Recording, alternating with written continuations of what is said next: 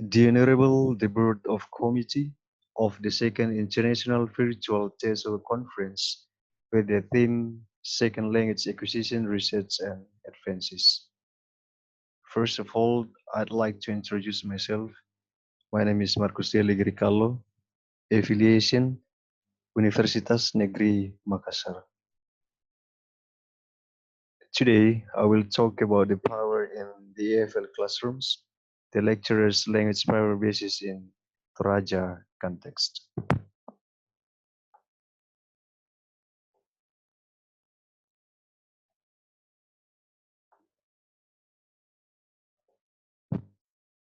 The first part of my article is introductions. In this introductions, I will overview about the notion of power, the significance of power, and a general overview of power functions. First, power refers to the lecturer's ability to influence their learners in learning in various ways outside of the learner's control itself. It is based on Hart, Scott, and Mikuruski 1978. And Biria and Muhammadi in 2012 state that the practice of power took place through the lecturers describing, displaying, and representing power, such as dominating, influencing, forcing learner activity. And concerning power functions, Foucault 1980 suggests that controls aimed at forming obedient and disciplined individuals are form of power that is ubiquitous, purposeful in class.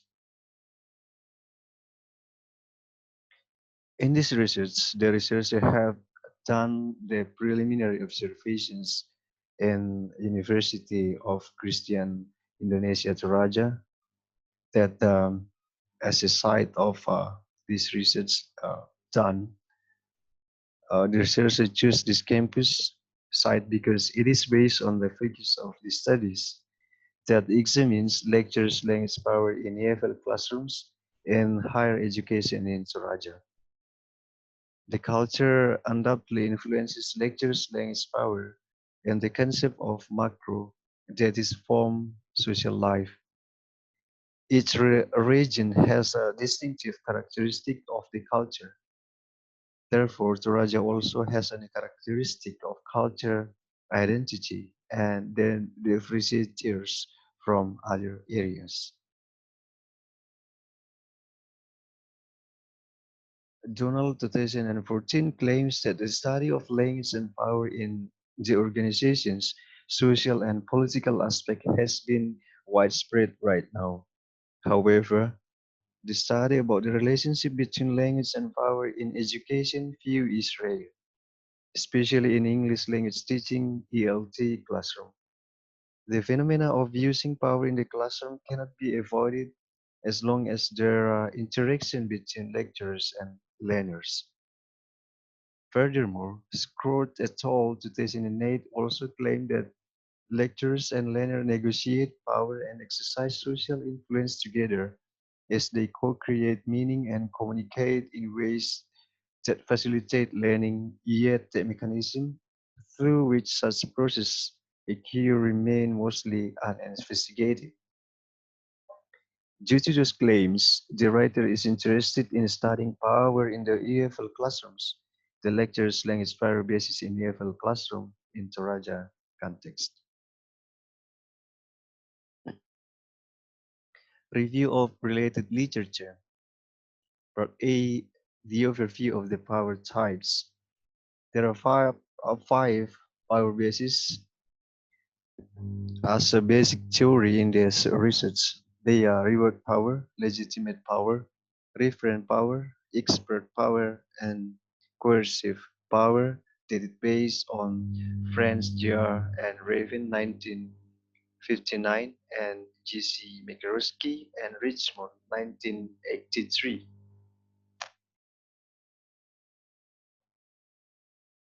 Research method. In this study, The researcher applied a qualitative method based on Creswell 2012, and in collecting the data from participants, the writer first developed protocol from recording data. In this study, the writer applied ethnographic designs as Creswell 2012, describing, analyzing, interpreting a culture sharing group's shared patterns of behavior, beliefs, and language that develop over time. The setting of the research is in the Christian University of Indonesia, Toraja. So in choosing the sample, the writer applied purposive sampling, as Creswell 2012 said that the writer intentionally select individuals inside to learn and understand the central phenomena. The subject of this study are three lecturers of English Education Program Study of FKIP Wiki Toraja. The subject's origin is Toraja, and they consistently apply Torajan's culture in teaching. In this study, the writer applied classroom observation. Observation is intended to provide helpful description of English lectures activities that systematically observe dimensions of the setting, interactions, relationship, actions, and events. The writer observed and noticed the types of lectures that inspire in EFL teaching, as in Creswell 2012.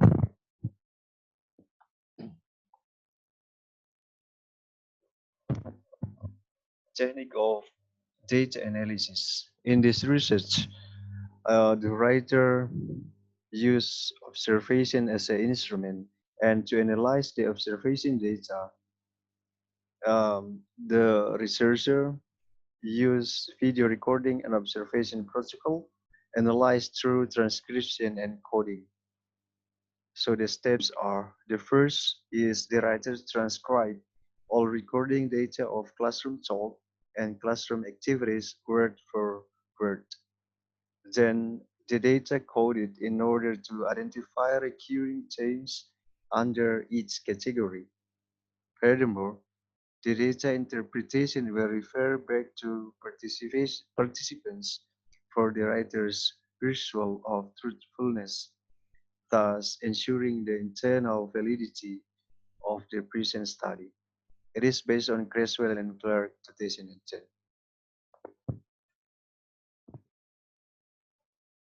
The third part is finding and discussion. In this section, the writer overviews the lecture's language power basis in EFL classrooms in Torajan context, that is referent, coercive, reward, legitimate, and expert power. Then elaborating on the characteristic of the lecturer's behavior and communication strategies associated with the five bases on power that shapes relationships. So we can see in the table 4.1 that summarize about the lecture's length power basis in EFL classroom interaction context. So there are five power bases of lecturers. They are coercive, reward, legitimate, referent, and expert. And the characteristic of lecturers' behavior communication strategies associated with the five bases of power.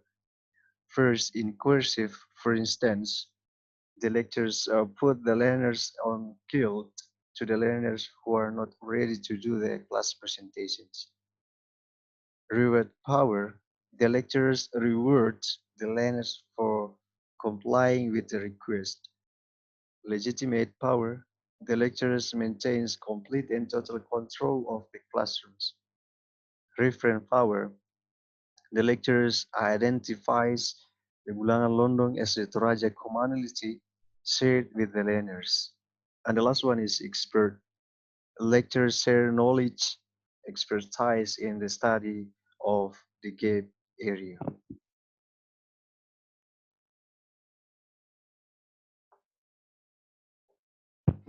We can see the first finding talk about referent power.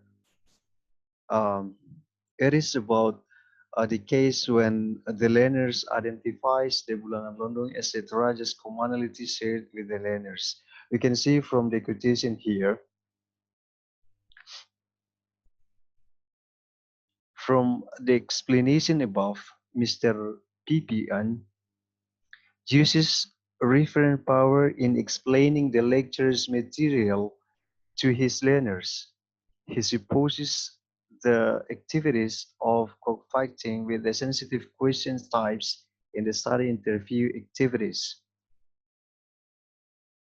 Referent power refers to the lecturer's speech in identifying everyday things or habits in explaining the material to the learners. The activity of the round is common thing that is generally known to the Trojans community. By using terms of activities, learners generally know they are easily understand the learning materials. As friends G.R. and Riven 1959 and G.C. Makarowski and Richmond 1983 define referent power as the foundations for the relationship between two people in class of culture. It is based between the teachers and the learner. If a learner feels attracted to the strengths and advantages of teacher, then the more durable referent power is owned by teacher.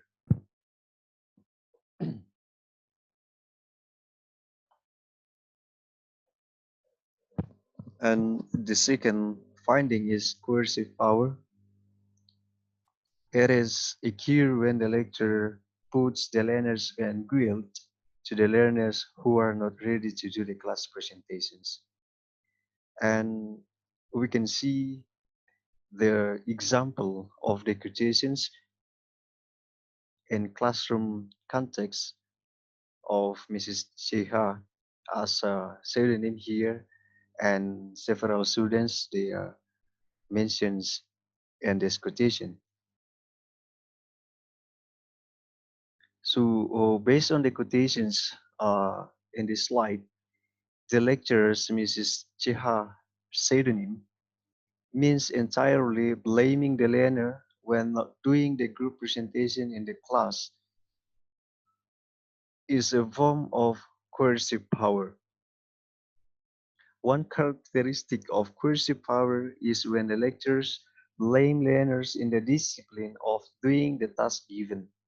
Obviously, the learner's speech quotations, "We are sorry, mom, because we did not get the information," reveals that it is the lecturers that does not provide information to the learners. However, the lecturers blame the learners by saying, "I didn't text you last night because I think that you must know if there is an assignment, then you are going to present in front of the class." Thus, in this context, lecturers have exclusive authority to control learners in learning. The form of the self-justification of the lectures by bestows mistakes on the learners above is one of type of the coercive power. As cited by friends G.R. and Riven et al., state the coercive power is a power based on the learner's perceptions that lecturers will punish the students if they do not do the will of the lecturer in the learning process. Then, besides, the lecturers sometimes put learners on guilt trips if they hand in assignments late or not doing it. In the third finding, talk about reward power. In the case of the lecturers, rewards the learners for complying with the request. In this context of interaction in classroom conversation between Mr. LB and the student here, it is obvious that in the interaction excerpt through the conversation, Mr. LB appreciates learners who can help him in the learning process. The lecturers began appreciating the learners by saying that he couldn't add the column of the presentation and say that the learners would know more. Thus, he asked one of the learners to help him. When the learners manage to do so, the lecturer instantly compliments by saying, You did it very well. Thank you. The expression that Mr. LB uses by praising the learners is one of the types of reward power owned by the lecturer. The lecturer's reward power is so meaningful in increasing the motivation of the learner in learning and feeling appreciated in the classroom. As Franz and Riven 1959 state that the reward power is a power that the lecturers own by giving gifts or appreciation to learners as a form of appreciation for learners who have carried out the wishes and desires of lecturers in the learning process.